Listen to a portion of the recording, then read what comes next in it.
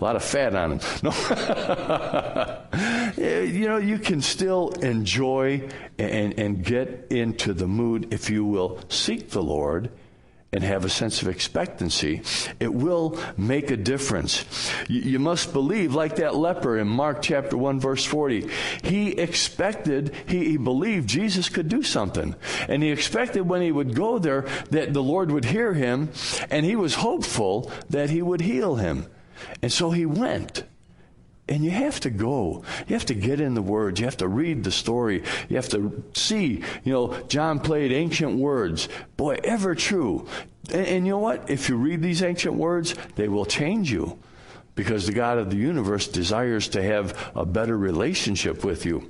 But a lack of expectancy, on the other hand, will more likely leave you in a negative, cynical attitude and failing too often to check out the possibilities.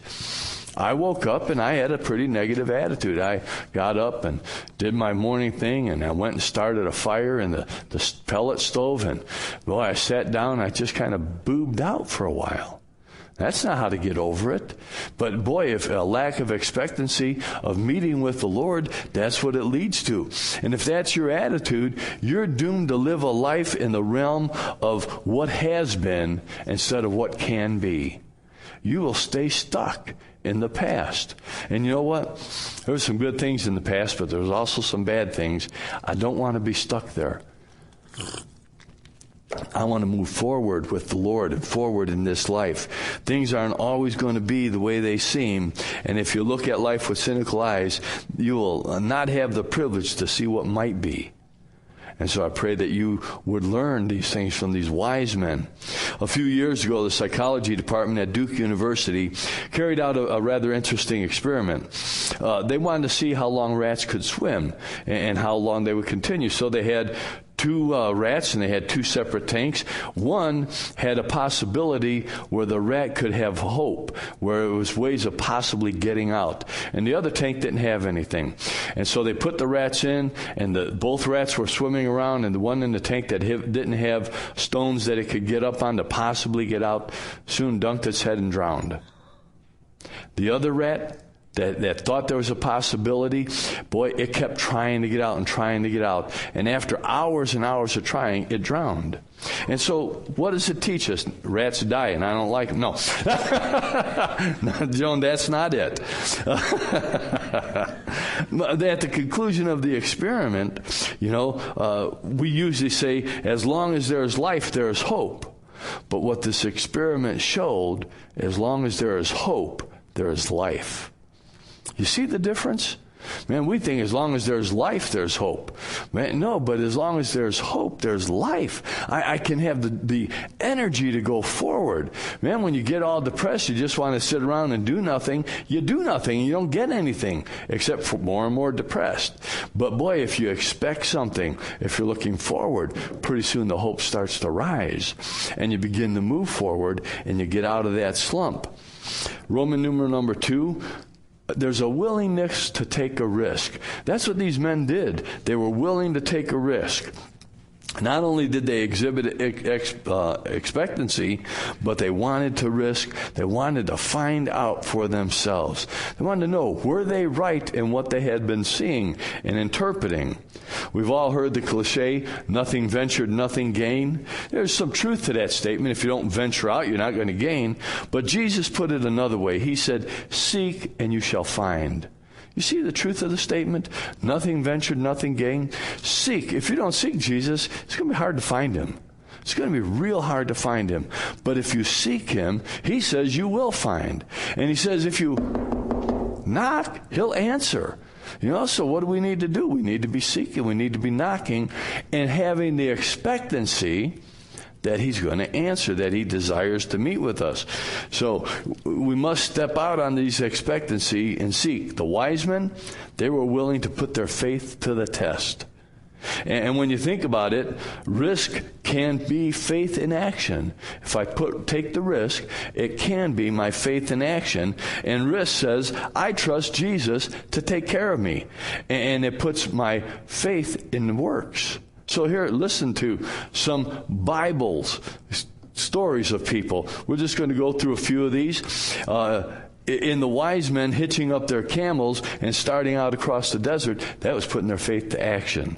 And then what about Peter stepping out of the boat? Man, and walking on water. Yeah, I know he fell, but we too often dwell on him falling and not dwell on him getting out of the boat and going forward, expecting he was going to meet with Jesus. Jesus was going to be there for him. And then what about Moses?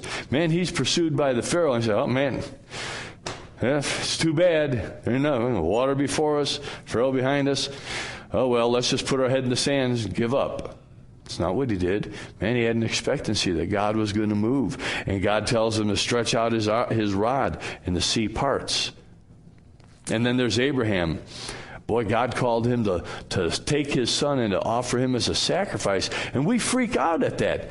You know, what God was saying is, Abraham, do you love the world? Do you love your son more than you love me? God was testing Abraham's love. And Abraham fulfilled that because, you know, he was willing to believing that God could raise his son from the dead. And that wasn't where God was going. God was seeing how much he cared. Would he do what was asked at that moment? And he did. He walked out in an act of faith. And then you have Joshua. How many of us are going to march around the city 7 times and blow a bunch of trumpets? It's like, well, come on, you know. That's just a fantasy. What do you think for him? It was never done before. And yet he stepped out and risked. He risked humiliation. Abraham risked the possibility of having his son be dead. Peter risked the humiliation of man. What, are you crazy walking on water? Faith takes risks. Are you willing to risk?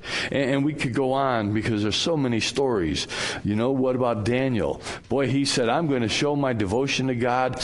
I'm not going to let the world turn me away from my God. How many of us get turned by things? And Daniel said, I'm not going to let it happen. And he went into the lion's den with expectation that God would save him. Boy, he took the risk and took the step. You see, risk is precisely what we need. Risk is faith in action, and faith in action causes us to grow. We won't stagnate when we're in action. Being willing to risk causes our faith to be stretched, and it increases our capacity for being used by God. And in James it says, faith without works is dead. So I must put my faith into works, into my actions, and it shows the faith that I have. Roman numeral number 3, the Magi had an openness to discovery. They were open to discover. The wise men began with expectation. They risked, and now that risk led to discovery. The scripture says they came into the house and they saw the child. They had taken that risk, and now they arrived, and they pushed. They pushed beyond the horizon. They were looking well past to see, believing that God had something for them. Do you believe God has something for you? You know, when we read Jeremiah 29:11, you know, God has a plan for your life. God has a purpose. Do you believe it? Do we kind of forget it sometimes? Do we kind of get stuck in the mundane, stuck in the lostness of life, the confusion? Yeah, we need to step out. We need to take that risk, push beyond. And now they were witnesses of the greatest event in history. Imagine if they just wrote it in their journals. Hey, man, that star, you know, and that star talks about King of the Jews. That's pretty interesting. But you know what? That's a 1,000 to a 1,500 mile trip on a camel, man. Forget you. I'm not going to do it. And just left it in their notes. But they didn't do that. Do we sometimes do that? Man, we sometimes say, you know, I'm kind of tired today. Church, oh, man. You know, pastor's going to drone on. He's probably going to talk about tithing anyway because he always wants to get in your pocket. And isn't that what church is all about? And then he's just going to beat the sheep because, you know, he's a beater. And sometimes we just don't go. We buy into all these past experiences. Folks, that's why I quit the church that when I was a kid grew up in. I was tired of Operation Snowball. That's what I always thought. And it's going to tell me the next greatest thing you got to do always costs a lot of money, so you got to give it. And then they just kind of ruin your life anyway. You know, and I got to go to confession all the time because everything I do seems to be wrong. And you know what? And you quit. And you let those things affect you. Man, they didn't let any preconceived or past things affect them. They were pushing on. They wanted to discover. And A, behold the quality of their faith and their wisdom. They were wise indeed. They were able to discern reality from show. You know what? There's a lot of show in churches today. Boy, put on TV, a lot of show. And then they get down to the end and they say, boy, if you will give this here, your prayers are going to be answered. I get a letter, and I've been praying for this and sent some money one time. I get 2 or 3 things a thing from this ministry, and it's always about more money. And I told Gloria, I'm going to send them a letter, because if they quit sending me all this paper and stamps, 2-3 times a week, man, they would have enough money to do the ministry. It's kind of it's crazy to me. We get stuck in the show. They were looking beyond. They knew the kingdoms of the earth. Boy, they knew Caesar's Rome. They knew Babylon. They knew the kingdoms of the east. Man, they had passed Herod's palace. They had heard the false claims of religion. But they knew life's meaning was not there. They knew life's meaning wasn't in the show. And I hope you have the discernment to know that. It's not in the show. They saw it in the most unlikely places. In a little out-of-the-way town where there was a baby born in the stable was the real thing. In Herod's palace, I want to go worship him, And God says, hey, that is not a fact. And they listened to truth rather than to show. He was not born in a palace or placed in a golden bed. Rather, he was born in the stench of a stable, and he found his resting place in a feeding trough. And that's not how the world would do it. That's not worldly wisdom. But God says he will use, the weak and the foolish to overdo or to outshow what the world says is truth. Of course, we find that this is the verdict of history as well. You know what? Caesar's gone. Rome is gone. Herod's gone. The palaces of the mighty have crumbled. And the glory that has so long faded that they had, the religions and superstitions of men, proved to be empty.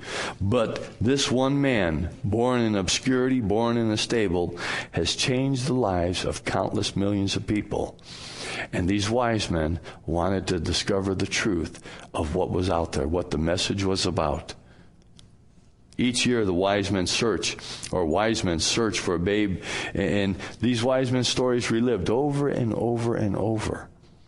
Why does God have that? So that we might learn, that the world might learn, that there is a Savior. He wants to touch your life, and he desires for you to seek him out, that you would find him. He's not hiding from you. God hasn't hid. Man, God continues to make his way known, but the world gets caught up in the world's things, and we sometimes as well. And just as the wise men found what they were looking for, so can you and I, if we're willing to step out in faith. And behold, these guys had a heart to worship. They had a heart to worship. They didn't stop with discovery. They were wise because they wanted not only to see the king, but they wanted to worship the king. And how's your heart towards worship? Did you come just singing songs? Or did we truly worship God in our singing? You know what? It's easy to sing songs, but to worship him and truly mean it. And then that worship comes out in our behavior. When they found Jesus, they bowed down. They presented the gifts that they had brought. They expected to find the king, and they wanted to give the gifts. And you know what? They didn't hold it back. And that's the fulfillment of their journey, and it reveals the wisdom of the wise. Psalms 14, verse 1 says, "The fool has said in his heart, there is no God." How many times have you heard that in the world we live today? Boy, when in the 60s growing up, God was dead. And he wasn't. But everybody tried to tell you God was dead. But he's not. He's still there, and he still desires you to touch you. But the fool says, there is no God. I can do my own thing. I'll be responsible for myself. I'll do what's ever right in my mind. And isn't that what the judges of Hebrews did, or the kings, the people? Everybody did what was right in their own mind. And look at what happened. They lost sight of God, and today we do. Herod wasn't so wise. Our text says that he was troubled. In other words, he was threatened. Man, he was threatened for his position.